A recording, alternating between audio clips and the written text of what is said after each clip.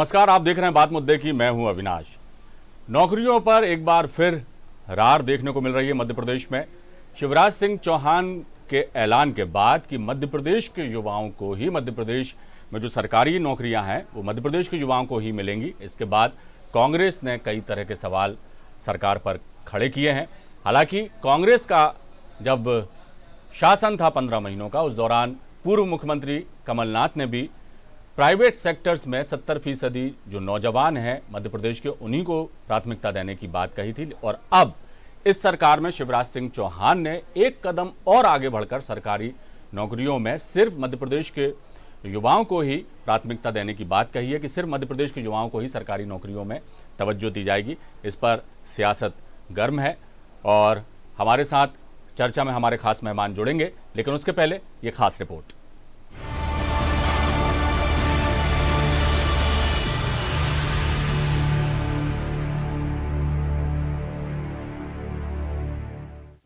शिवराज सिंह के ऐलान के बाद प्रदेश में सियासत, अब नौकरियों पर मध्य प्रदेश में सियासी रार। कांग्रेस ने सीएम शिवराज को बताया घोषणावीर, तो बीजेपी ने किया कांग्रेस पर पलटवार। मध्य प्रदेश में अब मध्य प्रदेश के ही मूल निवासी छात्र छात्राओं को सरकारी नौकरी मिलेगी। किसी बाहरी राज्य के अभ्यर्थी को यहां सरकारी नौकरी में मौका नहीं मिलेगा। सीएम शिवराज की इस घोषणा के बाद प्रदेश में सियासत शुरू हो गई है। पूर्व मंत्री सज्जन सिंह वर्मा मुख्यमंत्री शिवराज सिंह चौहान पर उन्होंने निशाना साधा। वर्मा ने कहा, सीएम रोज नई झूठी घोषणाएं कर रहे हैं। चुनाव आते शिवराज चौहान ने रंग बदलना चालू किया। नौजवानों को सब्जबाग दिखा रहे हैं। नौजवान साथियों, सावधान रहना, ये तुम्हारे सपनों को खरीद के चूर चूर करने वाली भारतीय जनता पार्टी है। तो वहीं कैबिनेट मंत्री प्रभुराम चौधरी ने सज्जन सिंह वर्मा के बयान पर पलटवार करते हुए कहा, मैं खुद कमलनाथ सरकार में शिक्षा मंत्री था, मैं जानता हूं उन्होंने क्या किया था। कांग्रेस ने अतिथि शिक्षकों के लिए कुछ नहीं किया। क्या कांग्रेस इस फैसले का विरोध कर रही है? क्या कांग्रेस नहीं चाहती कि प्रदेश के युवाओं को उनका हक मिले?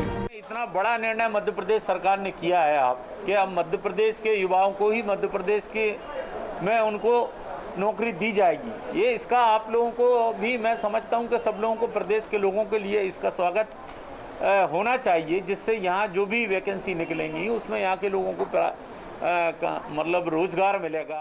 मध्य प्रदेश के पूर्व मुख्यमंत्री कमलनाथ ने भी प्राइवेट नौकरियों में स्थानीय लोगों को 70% आरक्षण देने का ऐलान किया था। नाथ ने कहा था सरकार इसके लिए कानून लाएगी। 2018 के विधानसभा चुनाव में भी कांग्रेस ने अपने घोषणा पत्र में प्रदेश के युवाओं को नौकरी में प्राथमिकता देने का वादा किया था। तो वहीं अब सीएम शिवराज उससे भी एक कदम आगे बढ़कर सरकारी नौकरियों में प्रदेश के युवाओं को ही नौकरी देने की बात कर रहे हैं।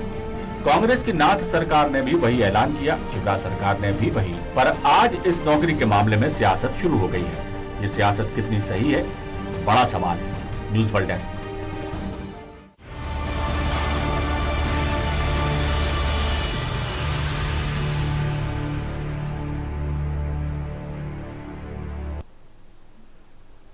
इस मुद्दे पर हमारे साथ खास मेहमान मौजूद हैं चर्चा के लिए। कांग्रेस से दुर्गेश शर्मा जी हैं, बीजेपी से धैर्यवर्धन शर्मा जी हैं और वरिष्ठ पत्रकार प्रकाश हिंदुस्तानी जी भी हमारे साथ जुड़े हुए हैं। आप सभी का बहुत बहुत स्वागत हमारे कार्यक्रम में। दुर्गेश जी, सबसे पहले आगाज चर्चा का आपसे ही करता हूं। पूर्व मुख्यमंत्री कमलनाथ ने भी कहा था, जैसा हम सबको मालूम है, कि 70% आरक्षण जो है, या कहना चाहिए कि 70% मध्य प्रदेश के युवाओं को ही प्राइवेट सेक्टर्स में नौकरी मिलेगी और जो भी उद्योग धंधे मध्य प्रदेश में लगेंगे उनमें 70% जो नौकरियां हैं वो मध्य प्रदेश के लोगों को मिलेंगी। अब वही उसी परिपाटी को एक तरह से देखा जाए तो शिवराज सिंह चौहान भी आगे बढ़ा रहे हैं। अब उन्होंने सरकारी नौकरियों में मध्य प्रदेश के मूल निवासियों को ही प्राथमिकता देने की बात कही है। प्राथमिकता क्या देने की, क्योंकि यही कहा है कि सीधे सीधे मध्य प्रदेश के लोग, जो युवा हैं, उनको ही नौकरी दी जाएगी सरकारी नौकरियों में। क्या एतराज है, क्यों सवाल उठाए जा रहे हैं कांग्रेस की तरफ से? दुर्गेश जी। कांग्रेस को कोई ऐतराज नहीं जी। मध्य प्रदेश के युवाओं को मध्य प्रदेश में रोजगार मिले, इससे अच्छी बात हो नहीं सकती। कमलनाथ जी ने अपने शासन में आदेश जारी किए, क्या मध्य प्रदेश में कोई आदमी यहाँ पर उद्योग लगाएगा, पहले हमसे मध्य प्रदेश सरकार के संग में समझौता करेगा कि हम 70% नौकरी मध्य प्रदेश के युवाओं को देंगे। जी। कानून न्याय संगत नियम बनाया। आज शिवराज सिंह चौहान जी ने एक और घोषणा करी अपने पिछले 15 वर्ष के शासन में 25,000 घोषणाओं के अनुरूप एक और घोषणा करी है कि मध्य प्रदेश के बाहर के व्यक्ति को रोजगार नहीं मिलेगा। देश के संविधान की धारा अनुच्छेद 16B और 14 अनुच्छेद के अनुसार यह संभव नहीं है। हम चाहेंगे कि मध्य प्रदेश के माननीय शिवराज सिंह चौहान जी मध्य प्रदेश के अंदर कैबिनेट में पारित करके, सदन से पारित करके इसको केंद्र में भेजें तत्काल, और वहां से इसको कानून में बदलाव करवाएं, क्योंकि ये वहीं से दिल्ली से ही बदलाव हो सकता है। सदन में माननीय मोदी जी इसको लेके आए और सदन के अंतर्गत इसको कानून बनवाएं, तब हम संभव है कि मध्य प्रदेश में 100% युवाओं को, मध्य प्रदेश के ही युवाओं को रोजगार दे पाएंगे। एक और मैं बात याद दिलाना चाहूंगा, दिग्विजय सिंह जी के द्वितीय चरण, जब सेकंड शासनकाल था, उस समय उन्होंने मध्य प्रदेश में युवाओं की नौकरी पर एक कानून बनाया था जी। क्या कम से कम 10वीं या 12वीं मध्य प्रदेश से पास व्यक्ति को ही रोजगार मिले, नौकरी में मिलेगा जी। उसे शिवराज सिंह चौहान जी के शासनकाल में बदल क्यों दिया गया, खत्म क्यों कर दिया था? वो बाध्यता के चलते भी हम बाहर के लोगों को रोक सकते थे और मध्य प्रदेश के युवाओं को दे सकते थे नौकरी। और हाँ, ये बात जरूर है कि उसमें हम व्यापम जैसा भ्रष्टाचार नहीं कर पाते, क्योंकि व्यापम में जितने रोजगार मिले थे ज्यादातर बाहरी लोगों को मिले थे, क्योंकि उसमें लेन देन था। मध्य प्रदेश का युवा आपको वोट भी दे और आपको पैसा भी दे नौकरी के लिए, ये थोड़ा सा दिक्कत वाला मामला था, इसलिए शायद इन्होंने उस चीज को बदल दिया हो। अब ये चुनाव है 27 विधानसभा क्षेत्र में, इसलिए सिर्फ एक और घोषणा करी है। अभी तक किसी तरह के कोई कानूनी कार्रवाई या किसी तरह की कोई लिखा पढ़ी इन्होंने कोई दस्तावेज सामने नहीं दिए। हमारा इनसे अनुरोध है कि कैबिनेट में तत्काल लेके आए और उसको सदन में लाएं। हम ईमानदारी से और बहुमत के साथ में उसको यहां से दिल्ली सरकार के पास में भेजने को तैयार हैं। आप भेजिए और कानून बनवाइए, क्योंकि ये जब तक कानून में बदलाव नहीं होगा जी, इसका लागू कर पाना संभव नहीं है जी। तो इसलिए केवल झूठ ना बोलें, बयानबाजी न करें, दुर्गे जी आपके पास लौटें, धरातल पे काम करें और युवाओं को रोजगार दें जी। वैसे अविनाश जी, एक और बात है कि मध्य प्रदेश के अंदर शिवराज सिंह चौहान जी ने सरकार में आने के तुरंत बाद 7,000 नौकरियां जो कमलनाथ जी के शासनकाल में सृजन की गई थी, उनको खत्म कर दिया है। अभी वो ठंडे बस्ते में पड़ी है। चलिए, आप साथ में जो है करीबन हजारों की तादाद में स्कूल बंद कर रहे हैं। उन स्कूलों में भी नौकरी पे अधिकारी, कर्मचारी, स्कूल शिक्षक है, चपरासी है, सब तरह के लोग हैं। कुछ डेली वेजेस पे होंगे, कुछ रेगुलर होंगे। चलिए, अभी यदि स्कूल बंद करेंगे तो बेरोजगार हो जाएंगे। चलिए, कई सवाल कई हैं। ये दोहरा चरित्र क्यों अपना रहे हैं? एक तरफ रोजगार छीन रहे हैं, दूसरे रोजगार की बात कर रहे हैं। दुर्गेश जी, चर्चा को आगे बढ़ाते हैं। आपके पास वापस लौटूंगा। धैर्यवर्धन जी, क्या कहेंगे आप? जैसा दुर्गेश शर्मा जी का कहना है कि नौकरियां इस वक्त खत्म की जा रही हैं और सिर्फ ये घोषणा के अतिरिक्त तो और कुछ नहीं है, ऐसा दुर्गेश जी का कहना है। इसका लिए कानून बाकायदा लाया जाए, उसके बाद ही जो है रास्ता साफ हो सकता है मध्य प्रदेश के युवाओं को मध्य प्रदेश में ही नौकरी के लिए। क्या कहेंगे? देश ही नहीं, मध्य प्रदेश में बढ़ती आबादी का बोझ है, उसी अनुपात में बेरोजगारों की संख्या निरंतर बढ़ रही है। 12th का पास करने के बाद, स्नातक होने के बाद, स्नातकोत्तर होने के बाद, तकनीकी डिग्रियां लेने के बाद जी, लोगों को रोजगार नहीं मिल पा रहा है। हम सब जानते हैं, जब मध्य प्रदेश में दिग्विजय सिंह जी की सरकार थी, तब नौकरियों पर ताला डाल दिया गया था। बच्चे बच्चे की जुबान पर था कि अब वैकेंसी नहीं आ रही है, किसी विभाग में कोई जगह नहीं है। और शिवराज सिंह जी की सरकार जब बनी तो वो तालाबंदी खोली गई, विभिन्न विभागों में सरकारी नौकरियों का सिलसिला फिर से प्रारंभ किया और आपने देखा होगा कि सभी विभागों में हर श्रेणी की शासकीय नौकरी पाई गई और जो नौकरी में थे उनकी तनख्वाह में भी अभूतपूर्व बढ़ोतरी हुई। इसलिए शिवराज सिंह सरकार, भारतीय जनता पार्टी की सरकार, लोगों की चहेती सरकार है, लोगों के मनमाफिक काम करने वाली सरकार है जी। और बढ़ती हुई आबादी का जो बोझ हिंदुस्तान पर है, उस पर कांग्रेस पार्टी कभी एक शब्द नहीं बोलती। इनके मुंह में दही जम जाता है, ये कोई उपाय नहीं सुझाते हैं, कभी कोई कानून लाने की बात नहीं करते कि जनसंख्या नियंत्रण कैसे की जाए। बात जनसंख्या नियंत्रण की नहीं, सरकारी आबादी को बात हो रही है जी, बेरोजगारों की तादाद को जी ध्यान में रखते हुए भी उनको यदि रोजगार देने के लिए 2 कदम आगे बढ़ रहे हैं तो इनका स्वागत करना चाहिए, कांग्रेस पार्टी को भी और बाकी के लोगों को भी। शिवराज जी इस समय सरकार के मुखिया हैं, उन्होंने घोषणा की है तो वो कानूनी प्रावधान भी करेंगे। दुर्गेश जी से मैं कहूंगा कि थोड़ा सा धैर्य रखें जी, थोड़ा तसल्ली रखिए, इसके लिए जो भी आवश्यक कानूनी प्रावधान होगा जी, वो अवश्य किया जाएगा, कैबिनेट में भी लाया जाएगा और जिन जिन विभागों में जी, जितना अधिक मात्रा में जी, पॉसिबल होगा जी, अधिकाधिक लोगों को रोजगार देने का प्रयास किया जाएगा जी। कि मध्य प्रदेश के नौजवान अपने हक को प्राप्त कर सकें। चलिए धैर्यवर्धन जी, आपके पास लौटूंगा। प्रकाश जी, आपने दुर्गेश जी को भी सुना, धैर्यवर्धन जी को भी सुना, लेकिन और इतना लंबा अनुभव है, कई सरकारें आपने देखी जो आई और गई और फिर आई फिर गई, बहुत लंबा अनुभव आपका रहा है। हमेशा ही सरकारें कुछ ना कुछ नया करने का कहती हैं, लेकिन हमेशा देखने में ये भी आता है कि जितना कहा जाता है उतना होता नहीं या किया नहीं जाता।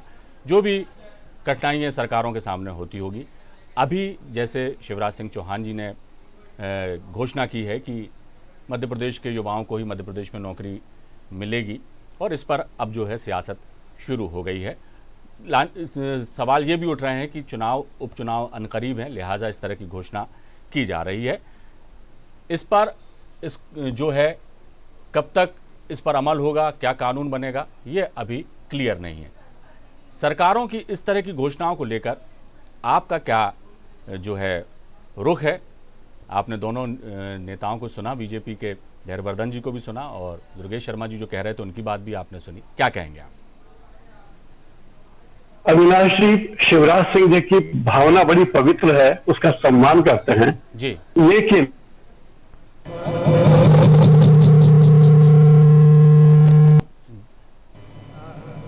जी जी जी जी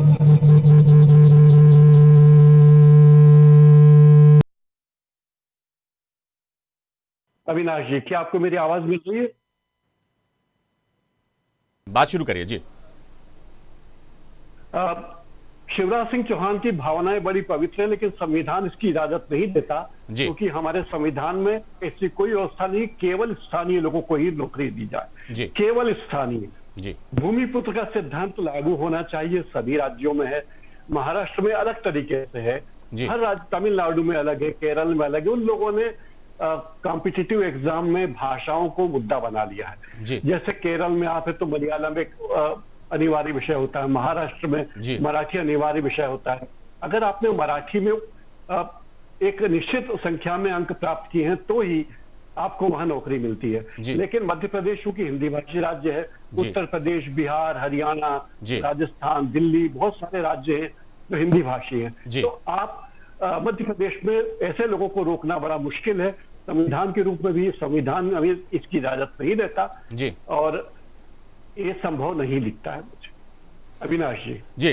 धैर्यवर्धन जी क्या कहेंगे? प्रकाश जी का कहना है कि संविधान इसकी इजाजत नहीं देता, हिंदी भाषी राज्य है मध्य प्रदेश, लिहाजा यहां पर वो बाध्यता नहीं है भाषाई, क्या कहेंगे?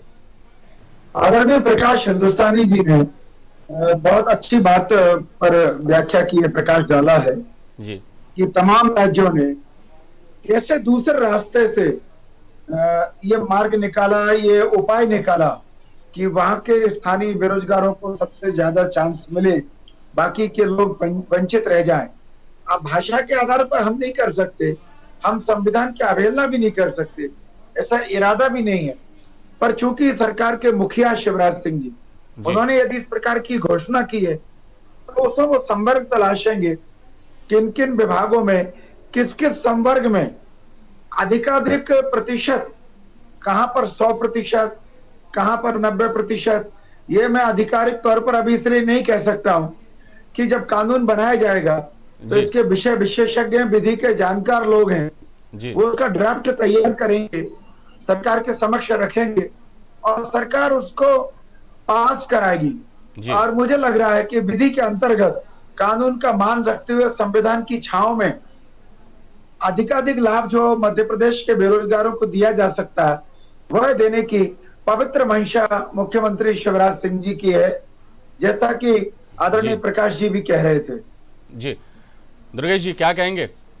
मंशा साफ है शिवराज सिंह जी की, प्रकाश हिंदुस्तानी जी का भी यही कहना है कि मंशा साफ है, लेकिन कानूनी अड़चने हैं, संवैधानिक दिक्कतें हैं, कई तरह की चीजें हैं और उन चीजों को दूर करना बड़ा मुश्किल है, क्या कहेंगे? जी आप जो बात कह रहे हैं बिल्कुल सत्य है कि कानूनी अड़चने हैं, उनको दूर करना मुश्किल है। और मेरा माननीय धैर्यवर्धन जी से पूछना है कि वाकई में यदि ईमानदारी है मन में तो पहले तो कोई कानून या कोई लिखा पढ़ी कर लेना चाहिए था बजाय घोषणा करने के, क्योंकि अभी लोग बाग यदि न्यायालय में चले गए तो इस पे स्टे आ जाएगा। तो क्या मध्य प्रदेश सरकार ने कैविट दायर कर दिया कि कोई न्यायालय में न जा पाए या उनको स्टे नहीं मिले? एक नंबर। दूसरा, जब दिग्विजय सिंह जी के शासनकाल में एक बाध्यता डाली गई थी जी, 10वीं और 12वीं पास कोई ना कोई एक यहाँ मध्य प्रदेश से होना चाहिए जी, तो उस बाध्यता को मध्य प्रदेश में बीजेपी के शासनकाल में शिथिल क्यों कर दिया गया जी? क्यों अब वो बाध्यता हमारे बीच में नहीं है? ये सवाल बार बार उठता है कि केवल और केवल चुनाव के लिए ही आप आज इस बात को चर्चा में ला रहे हैं, क्योंकि सिर्फ चर्चा है और इसके अलावा कुछ नहीं है, कोई धरातल पे कोई लिखा पढ़ी नहीं है। सिर्फ शिवराज सिंह चौहान जी ने कहा है कि हम ऐसा करेंगे। धैर्यवर्धन जी भी अभी उस पर अपना एक आशय लगा रहे हैं कि किसी विभाग में 100%, किसी में 90, तो किसी में 60, जो भी एक आकलन ये लगाएंगे जिसका भविष्य में देखना आएगा कि क्या है। पर भविष्य तो ये है कि अभी आप भविष्य में मुख्यमंत्री रहोगे कि नहीं रहोगे ये भी देखना है। तो जब 9 मन तेल होगा तभी राधा नाचेगी। मुख्यमंत्री रहोगे तो आप इस कानून के ऊपर बात कर पाओगे। इसलिए केवल और केवल वोट लेने के लिए, अपने चुनाव में जीतने के लिए, जनता के बीच में भ्रम फैलाने के लिए इस तरह की बातें शिवराज सिंह चौहान जी ने करी हैं। उनके मन में कोई ईमानदारी नहीं है, कोई सच्चाई नहीं है। मैं तो फिर कह रहा हूं कि हम समर्थन में साथ में खड़े हैं। आप कानून बनाएं, केवल गाल ना बजाएं, जो ये करते आए हैं। क्या कहेंगे? 25,000 घोषणाओं में एक परीक्षा का जी धैर्यवर्धन जी अमली जामा पहनाने के लिए हमें कहां साथ चाहिए हमारा बताएं। मध्य प्रदेश के युवाओं के लिए हम हर कदम पे इनके साथ हैं, पर झूठ के साथ नहीं चलेंगे। और जो बात है कि भैया यदि चुनाव के पहले पिछले 15 वर्ष के शासनकाल में ये काम कर लेते, नहीं कर पाए, ना सोचा, ना विचारा, ना कभी लेके आए। कमलनाथ जी ने अपने 15 मई के शासनकाल में तय कर दिया कि मध्य प्रदेश के अंदर जो रोजगार मिलने वाली स्थिति है उसमें प्राइवेट सेक्टर में भी हम 70% की पाबंदी लगाते हैं। मैं धैर्यवर्धन जी से एक चीज पूछना चाहूंगा। मध्य प्रदेश में एक फैक्ट्री मुझे मालूम है जो लगी शिवराज सिंह चौहान जी के बुंदरी विधानसभा क्षेत्र में, उसके अंदर बिहार और यूपी के ज्यादातर लोग नौकरी पे हैं, बुधनी क्षेत्र के नगण्य हैं। ऐसा क्यों? क्या आपको नहीं लगा कि आपके विधानसभा क्षेत्र में फैक्ट्री लगी है तो वहां के लोगों को ही रोजगार मिलना चाहिए था? जब आप अपने मतदाताओं के संग में प्राइवेट सेक्टर में ईमानदारी नहीं बरत पाए तो मध्य प्रदेश के अंदर आम जनमानस के संग में या जो युवा हैं उनके संग ईमानदारी कहां से बरत देंगे? जब व्यापम में आपने पूरे महाराष्ट्र से लेके और भाभी जी के गांव से लेके और न जाने कहां तक के लोगों की भर्ती मध्य प्रदेश में कर दी, उस समय आपको ध्यान नहीं आया कि मध्य प्रदेश के युवाओं को रोजगार देना चाहिए? जब हमने उसका प्रावधान लेके आए कि हम 70% प्राइवेट सेक्टर में भी बाध्यता करते हैं, तो आप इस चुनाव में वोट का कवाड़ने के लिए इस तरह का आपने एक घोषणा करी है। इस घोषणा का मैं विरोध करता हूं, प्रकाश कार्य का समर्थन करता हूं। जिस कार्य को आप मूर्त रूप करने के लिए तैयार हो तो। प्रकाश जी कुछ पूछना चाह रहे थे, प्रकाश जी बोलिए। मैं ये बात कहना चाहता हूं कि भूमिपुत्र का सिद्धांत हर जगह लागू है, महाराष्ट्र में भी लागू है। अगर आप मध्य प्रदेश की जमीन पे कारोबार कर रहे हैं, ये प्राइवेट सेक्टर पर भी लागू होना चाहिए। अगर आप मध्य प्रदेश की जमीन पर, यहाँ की जमीन पर, यहाँ के किसानों के अधिकृत की हुई जमीन पर उद्योग लगा रहे हैं, यहाँ की बिजली वापर रहे हैं, यहाँ का पानी वापर रहे हैं, तो आपको यहाँ के लोगों को रोजगार देना ही चाहिए, इसमें दो मत नहीं। जब इंदौर में आईटी सेक्टर की 2 कंपनी आई थी, टीसीएस आई थी और इन्फोसिस आई थी, तब ये उन प्राइवेट कंपनियों पर भी शर्त लगाई गई थी कि 70% रोजगार इंदौर के या स्थानीय लोगों को देंगे। क्योंकि एक बात है, दूसरी बात है कि स्थानीय और बाहरी, तो बाहरी शब्द पे मुझे बहुत एतराज है, क्योंकि हम भारत के नागरिक हैं, हमारे लिए कोई भी बाहरी नहीं है। कश्मीर वाला भी हमारा है, तमिल वाला भी हमारा है, केरल वाला भी हमारा है, तो हम किसी को बाहरी कैसे कह सकते हैं? पूरा देश एक है। हमारी संविधान की भावना के, तो संघीय व्यवस्था के खिलाफ है भावना। लेकिन स्थानीय लोगों को भूमिपुत्र का सिद्धांत लागू होता है, उन्हें बेरोजगार हो रहे हैं, सड़क बन रही है तो यहाँ के किसानों की जमीन गई, फैक्ट्री की जमीन एक्वायर की गई तो यहाँ के किसानों की जमीन गई, लोग बेरोजगार हुए। तो उनका पहला अधिकार है कि रोजगार उन्हें मिले, चाहे सरकारी रोजगार हो चाहे प्राइवेट रोजगार हो, कोई भी रोजगार हो। प्रकाश जी लोगों को रोजगार मिलना चाहिए। एक बात मैं भी जोड़ना चाहूंगा कि जहां तक है कि जैसा आपने कहा कि भूमिपुत्र का सिद्धांत होना चाहिए, सभी ये बाहरी शब्द से आपको ऐतराज है और संभव, और ये सही भी है कि बाहरी क्या होता है। हिंदुस्तान में सभी देश के नागरिक हैं और सारे राज्यों में वो जाके रोजी रोजगार प्राप्त कर सकते हैं, लेकिन ये इस दिशा में भी ज्यादा काम करना चाहिए मध्य प्रदेश में कि स्किल्ड किया जाए, लोगों को उतना होनहार बनाया जाए, उतना कुशल बनाया जाए, ताकि उन्हें हमें आउटसोर्सिंग की जरूरत ही ना पड़े, या ये कहें कि बाहर से जो लोग हैं वो जाहिर तौर पे कहीं ना कहीं ज्यादा बेहतर जो लोग होते हैं प्राइवेट सेक्टर्स में, उन्हीं को ही काम दिया जाता है। तो योग्यता उनकी ज्यादा विकसित किया जाए, उनको और ज्यादा कुशल बनाया जाए, इस दिशा में ज्यादा काम किया जाए तो मध्य प्रदेश के युवाओं को मध्य प्रदेश में ही क्या पूरे देश में भी बहुत बेहतर काम मिल सकता है। क्या कहेंगे, इत्तेफाक रखते हैं आप मेरी बात से प्रकाश जी? मैं इत्तेफाक रखता हूँ। मध्य प्रदेश के लोग पूरे देश क्या पूरी दुनिया में, अगर आप न्यू जर्सी जाएंगे, आप वाशिंगटन जाएंगे, शिकागो जाएंगे, बहुत लोग मिलेंगे। पूरी दुनिया में मध्य प्रदेश के लोग हैं। लेकिन सवाल ये कि अब जैसे पीथमपुर में 1.5 लाख आबादी है, वहां उद्योगों में काम करने के लिए बड़ी संख्या में मजदूर चाहिए। इतने मजदूर, पीथमपुर एक जमाने में 5000 की आबादी वाला कस्बा था, वहां से वे लोग मिलना संभव नहीं है। तो बिहार के लोग आएंगे, उत्तर प्रदेश के लोग आएंगे, आप उनको मना नहीं कर सकते। आप हर क्षेत्र में देखिए, मीडिया में कल को आप देखेंगे कि मध्य प्रदेश के लोग दिल्ली में या नोएडा में संपादक है, कोई एंकर है, कोई न्यूज प्रेजेंटर है, तो वहां के लोग कहें कि केवल नोएडा के लोगों को ही नौकरी दो, मध्य प्रदेश वालों को न दो, या मुंबई में जो लोग नई तरह की समस्या पैदा हो जाए, तो ये तो ठीक बात है। धैर्यवर्धन जी क्या कहेंगे? जैसे प्रकाश जी ने बहुत अच्छी बात कही कि ये भी एक गलत तरीका है कि अब यदि मध्य प्रदेश का कोई, यदि इस तरह के प्रावधान लागू होते हैं मध्य प्रदेश में, तो एक और भी एक दिक्कत हो जाएगी कि मध्य प्रदेश के लोग यदि बाहर जाके काम करेंगे तो उन्हें भी इस तरह की उपेक्षाओं का सामना करना पड़ सकता है। कहा जा सकता है कि भाई अब मध्य प्रदेश के हैं, मध्य प्रदेश में बाहर के लोगों को तो मिलता नहीं है काम, और आप मध्य प्रदेश में ही जाके काम मांगिए, इस तरह की बातें भी हो सकती हैं। क्या कहेंगे? कई तरह की व्यवहारिक कठिनाइयां हैं। धैर्यवर्धन जी देखिए, माननीय मुख्यमंत्री जी का जो बयान आया है जी, या भारतीय जनता पार्टी के कार्यकर्ता के नाते मैं जो बात कर रहा हूँ, उसमें कहीं भी नकारात्मकता नहीं है जी। कहीं पर भी ये बयान नहीं दिया गया है कि बाहर के व्यक्ति को मध्य प्रदेश में घुसने नहीं दिया जाएगा, बाहर के व्यक्ति को नौकरी नहीं दी जाएगी। बड़ी बड़ी पॉजिटिव बात है कि हम मध्य प्रदेश के नौजवानों को अवसर देंगे कि मध्य प्रदेश में जो नौकरियां सृजित हों उसमें 100% मध्य प्रदेश के लोगों को अवसर मिले। और मैंने डिबेट के प्रारंभ में बहुत विनम्रता पूर्वक कहा है कि उसके लिए सरकार के मुखिया की जो मंशा है वो कानूनी प्रावधान तलाशे जाएंगे, जहां पर हमें कानून या संविधान रोकेगा। तो संविधान का आदर सब करते हैं, उसको पार हम नहीं कर पाएंगे, पर जहां जहां जिस संवर्ग में, जिस विभाग में 100% नौकरी दी जाना संभव होगी, वहां अधिकतम अवसरों को तलाश करके सरकार कानूनी प्रावधान ला करके, कानून बना करके मध्य प्रदेश को नौजवानों को अवसर देने जा रही है। यह बहुत स्पष्ट बात है। हम किसी का नुकसान नहीं कर रहे हैं, बिल्कुल, पर मध्य प्रदेश के नौजवानों का, बेरोजगारों को अवसर देना, उनका भला सोचना हमारी ड्यूटी है। ये शुभ चिंता करना हमारा फर्ज है और सरकार उस पर 2 कदम आगे बढ़ रही है। जी बिल्कुल। और अभी दुर्गेश जी कह रहे थे, दुर्गेश जी कांग्रेस के बहुत विद्वान प्रवक्ता है, मैं अपने माननीय मित्र से कहूंगा कि वो कह रहे थे कि 10वीं और 12वीं की परीक्षा की अनिवार्यता बीजेपी सरकार ने क्यों समाप्त नहीं की। तो भैया बीच में 15 महीने आप भी रह लिए, आपको ये सब नहीं दिखा क्या? आपके मंत्री लोग क्या केवल ट्रांसफर में भी अजीब बिजी थे? उन्होंने नीतिगत निर्णय करना उचित नहीं समझा कि यदि कमलनाथ जी, चलिए धैर्यवर्धन जी, समय समाप्त हो रहा है जी, समय समाप्त हो रहा है। आखिरी प्रतिक्रिया दुर्गेश जी, जो सवाल उठाया है धैर्यवर्धन जी ने, 15 सवाल उठाया, मैं उसी पे बता दूं, बस थोड़ा सा संक्षेप में बताइएगा। जी बिल्कुल। दिग्विजय सिंह जी ने ये प्रावधान रखा था 10वीं या 12वीं की परीक्षा मध्य प्रदेश से पास की होना चाहिए था। तो मैंने आपसे ये सवाल पूछा था कि मध्य प्रदेश में 15 वर्ष शिवराज सिंह चौहान जी, जिस तरह 13 वर्ष वो थे, 1 वर्ष बाबूलाल गौर जी और उमा भारती जी थी, उस नियम को मध्य प्रदेश में शिथिल क्यों कर दिया गया?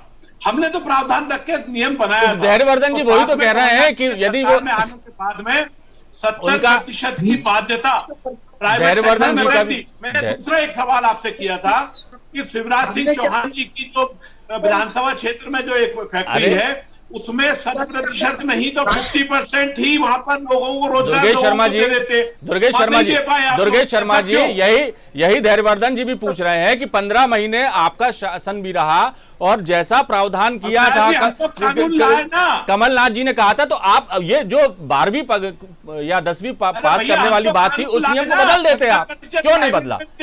15 महीने की सरकार में बदल सकते थे आप भी बदल सकते थे। 70% प्राइवेट में होना है कंपल्सरी।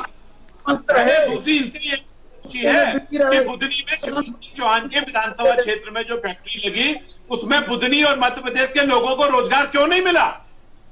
वहां पर अरुण यादव चलिए अभी तो फिलहाल ये समय समाप्त हो गया दुर्गेश जी, समय समाप्त हो गया, नहीं तो चर्चा को हम आगे बढ़ाते हैं। लेकिन फिलहाल अभी घोषणा हुई है और जैसा धैर्यवर्धन जी कह रहे हैं कि आगे जाके जिन विभागों में जरूरत होगी जिस तरह की भर्तियों की उस हिसाब से निर्णय लिए जाएंगे, कानून भी बनेगा या जो भी इसकी नियम प्रक्रियाएं हैं वो पूरी की जाएंगी। और दुर्गेश जी का भी ऐसा ही कहना है कि यदि कानून लाया जाता है या इस तरह की बातें होती हैं, विधि सम्मत कोई बात निकल के सामने आती है तो उसका हम सहयोग भी करेंगे और उसका समर्थन भी करेंगे। और जैसा प्रकाश जी ने कहा सबसे अहम बात कि मेरा तुम्हारा कुछ नहीं होता, हिंदुस्तान सबका है, तो बिल्कुल सिरे से किसी को खारिज करना भी ठीक नहीं है और बीच का रास्ता निश्चित तौर पर सरकार को निकालना चाहिए और निकाला भी जाएगा। और मंशा पर सवाल तो फिलहाल नहीं उठते दिखाई दे रहा है। शिवराज सिंह चौहान की मंशा जो है वो साफ है, आगे जाके क्या कुछ होता है इस दिशा में वो देखना दिलचस्प होगा। बहुत बहुत शुक्रिया धैर्यवर्धन जी इस चर्चा में जुड़ने के लिए। प्रकाश जी आपका भी बहुत शुक्रिया, आपने जो कीमती सुझाव दिए और जो बातें रखी। दुर्गेश जी आपका भी बहुत बहुत शुक्रिया, आप जो इस चर्चा में हिस्सा लिया। फिलहाल चर्चा में इतना ही, दीजिए इजाजत। न्यूज़ वर्ल्ड में खबरों का सिलसिला लगातार जारी रहेगा। नमस्कार।